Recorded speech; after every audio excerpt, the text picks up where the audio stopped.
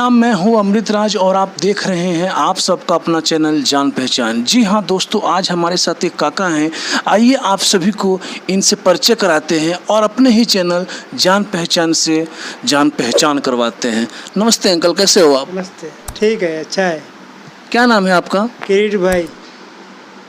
आपका उम्र कितना है? 74। 74। यहाँ पर कितने दिन हो गया रहते हुए? मैं 4 साल से यहीं हूँ। 4 साल से हो। तो यहाँ पर कब और कैसे आ पाए? मैं नेटिव में था और वहाँ बीमार गिर गया तो वहाँ से यहाँ आ गया सूरत। आप मिलिट्री में थे पहले? जूनागढ़। आपके परिवार में कौन कौन है? बेटा है, बेटी है, वाइफ है, सब है। वाइफ है। और मैं सबसे अलग हूँ 15 साल से। ऐसा क्यों? आपकी वाइफ के होते हुए, बच्चे के होते हुए भी आप अलग आश्रम में रह रहे हो? हाँ, फैमिली प्रॉब्लम हो सकता है ना।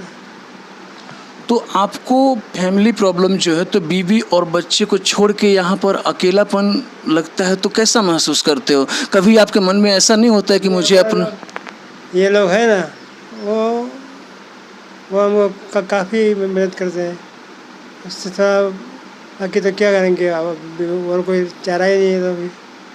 तो आप अपने फैमिली मेम्बर के जो प्रॉब्लम है वो बताना चाहेंगे हमारे चैनल के माध्यम से? ना। नहीं। आप पहले क्या काम करते थे? मैं यहाँ सूरत में ही बाटली बॉय कंपनी में परचेस ऑफिसर था।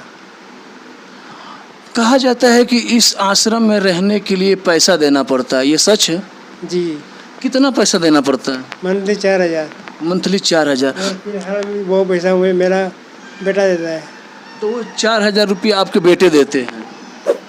तो जब आपके बेटे यहाँ रहने पर हर खर्चा उठा रहे हैं तो क्यों नहीं आपके साथ रहते हैं वो? डिफरेंस ऑफ ओपिनियन, मतभेद है ना।